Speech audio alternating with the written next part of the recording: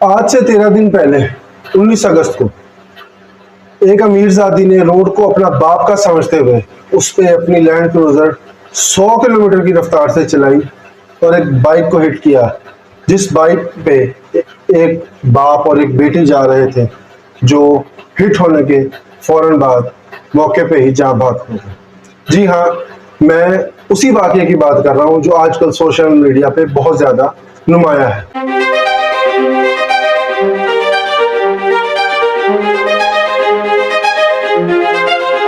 Service lane पे जहाँ पे हद रफ्तार 30 से 40 किलोमीटर पर आवर होती है, वहाँ पे ये लड़की जो रोड को अपने बाप का समझते हुए वहाँ पे अपनी गाड़ी को 100 की स्पीड पे चला रही थी।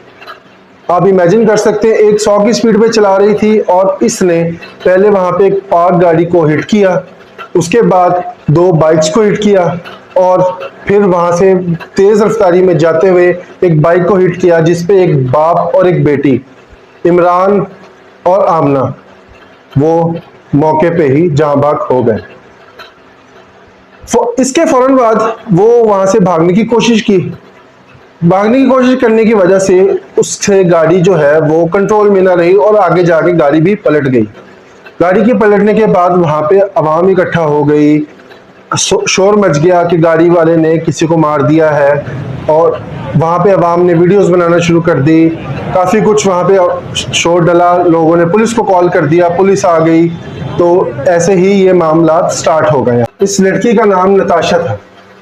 नताशा जो एक वेल्दी घराने से ताल्लुक़ रखती थी। वेल्दी घराने से ताल्लुक़ रखने की वजह से उसको लग रहा था कि मैं यहाँ से निकल जाऊँगी। इसका शौहर जो एक बड़ी कंपनी का सीईओ है, इस लड़की का शौहर मेट्रो कैपिटल प्राइवेट का सीईओ है। बाद में क्योंकि ये इन्फ्लुएंसर थी, इसके पास पैसा था, ये अच्छे घर से थी, आप वीडियोस में देख सकते हैं कि वो हंस रही है और जैसा वहां पे नजर आ रहा है, उसकी जो हरकत से नजर आ रहा है कि वो स्टेबल नहीं लग रही थी, वो लग रहा था किसी सब्सटेंस के इन्फ्लुएंस में है। तो लोग उसकी वीडियोस बना रही हैं और वो हंस रही है। तो इससे पता लगा कि लोगों ने बात करना स्टार्ट कर दिया कि ये जो लड़की है ये इस टाइम नशे में है। वो तो बाद में पता लगा कि नशे में है कि नहीं है। खैर, हम आते हैं इस पे।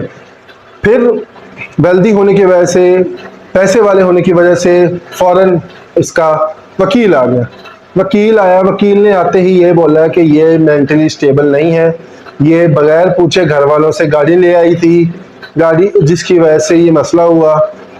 बाद में पता लगता है कि इसके पास है वो लाइसेंस भी नहीं है। लाइसेंस इसके पास ब्रिटिश है।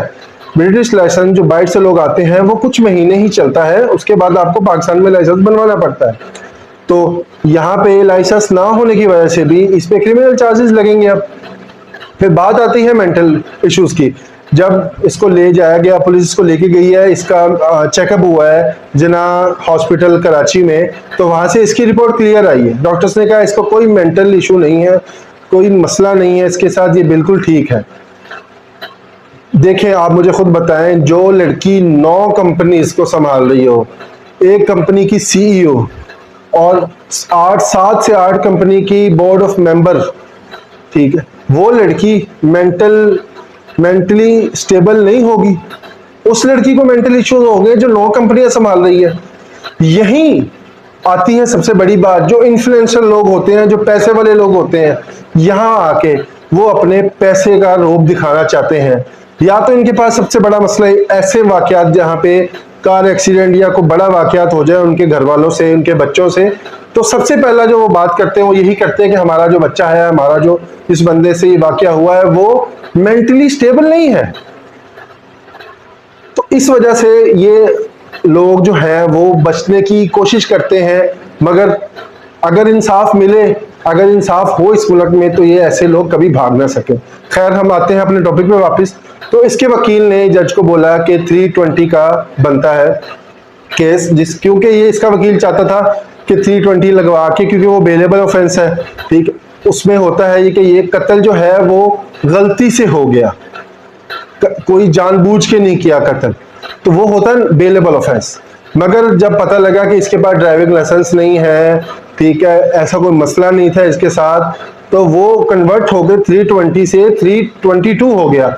जो होता है कत्ल आपकी वजह से हो, आपके सबब से हो। एक तो होता है ना कि गलती से हो गया कत्ल, वो 320 में आ जाता है। एक जो होता है आपने किया है, आपकी वजह से हुआ है, ठीक है, वो आता है 322 में। तो इसको 322 में कन्वर्ट कर दिया गया क्योंकि वो नॉन बेलेबल ऑफेंस है, सॉरी, तो इसलिए उसको फिर गिरफ्तार कर लिया गया। बाद में बात आती है यहाँ पे कि अब लोग एहतजाज कर रहे हैं कि ये अमीर लोग हैं, अमीर लोग होने की वजह से निकल जाएंगे, यहाँ से बच जाएंगे। बाद में जो मेडिकल हुआ है इस लड़की का, नताशा का मेडिकल हुआ है, उसमें साफ आया है कि ये जो है उस वक्त जब ये ड्राइविंग कर रही थी, उस वक्त ये किसी सब्सटेंस के इन्फ्लुएंस में थी। वो सब्सटेंस आप लोगों को पता लग ही गया होगा, आपने सोशल मीडिया पे देख लिया होगा या न्यूज में देख लिया होगा कि साफ साफ मेडिकल रिपोर्ट में आ गया है कि ये उस टाइम नशे में थी। नशे में होने की वजह से इससे ये वाकया हुआ। इसने गाड़ी भगाई, गाड़ी भगाने की वजह से एक गाड़ी को हिट किया, 2 बाइक्स को हिट किया जिसकी वजह से लोग जख्मी हुए, और तीसरी बाइक को हिट किया। वहां से भागने के लिए और तेज भगाई, और बाइक को हिट करने की वजह से एक जो लड़की है आमना और उसके वालिद साहब इमरान, वो मौके पे ही जाँ भाग हो गए। बात आती है अब यहाँ पे कि इस केस का होगा क्या। अगर आप देखें इस मुल्क में जो पहले भी ऐसे ही केस हुए हैं, शाहरुख जतोई वाला केस देख लें, तो वहां पे भी ये हुआ है कि पैसे का लोभ दिखा के वो केसों से निकल जाते हैं।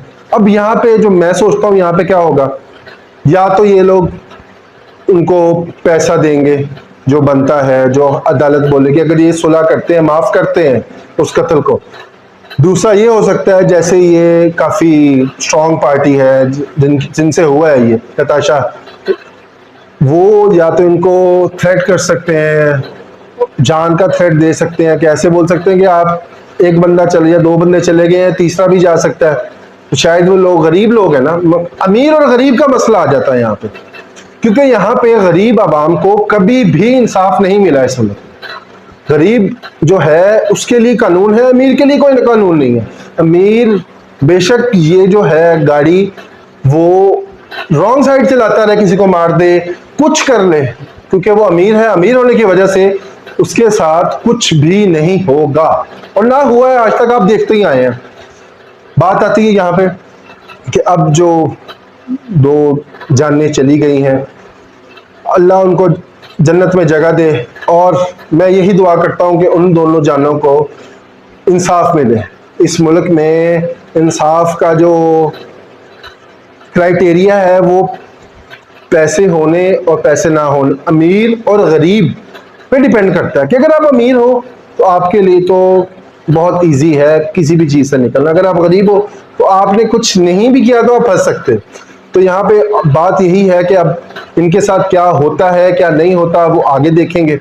अभी तक जो तफसीलात आ रही हैं, केस चल रहा है, देखें अब वो माफ़ करते हैं। अभी तक जो उनके भाई हैं जो कत्ल हुए हैं, जो मरे हैं, उनके जो भाई हैं वो प्रोटेस्ट कर रहे हैं, वो कह रहे हैं हमें इंसाफ चाहिए, इंसाफ चाहिए। अगर वो अपनी बात पे कायम रहे तो इंशाल्लाह उम्मीद है कि इनको इंसाफ मिलेगा।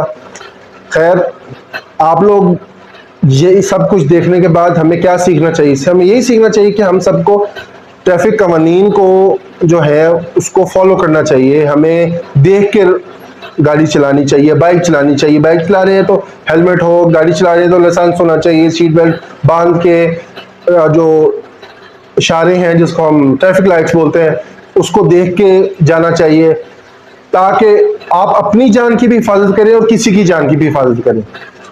तो अल्लाह आप सबको अपने हिफ्ज़-ओ-मान में रखे। अल्लाह हाफिज़। मिलते हैं आपको अगली वीडियो में। अगर आप नए हैं तो मेरे चैनल को सब्सक्राइब करें और इस वीडियो को लाइक करें, शेयर करें और नीचे कमेंट करके बताएं कि अगली वीडियो मैं किस पे बनाऊं। तो फीडबैक का आपका इंतज़ार रहेगा। अल्लाह हाफिज़।